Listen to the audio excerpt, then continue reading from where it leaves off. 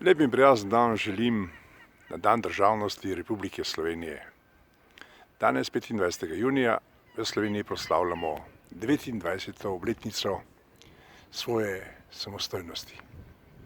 In mi se nahajamo na področju nekdaj znamenite tovarne Argo, ki je zaposlovala kar dobrih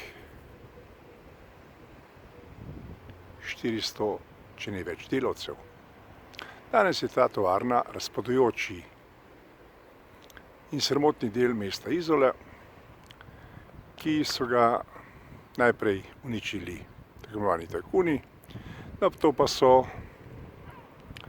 to področje predali tako imenovani slabi banki, ki sedaj z njo več kot slabo upravlja.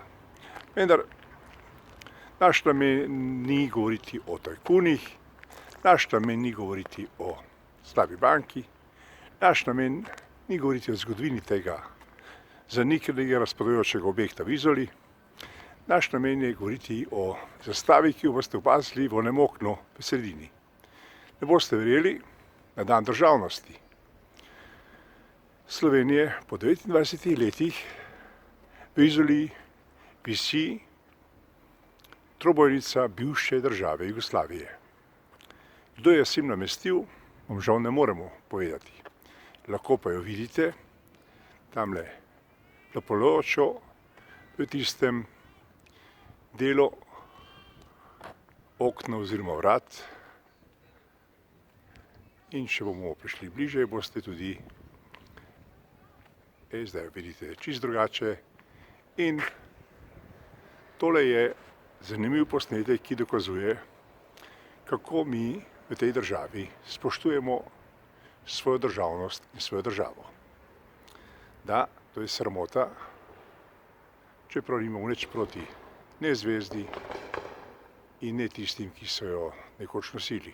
A imamo proti temu, da jo danes razobešajo na dan državnosti, čeprav v Izoli razen na določenih zunanjih objektih, kot so javna razsvetljava, ne boste videli morda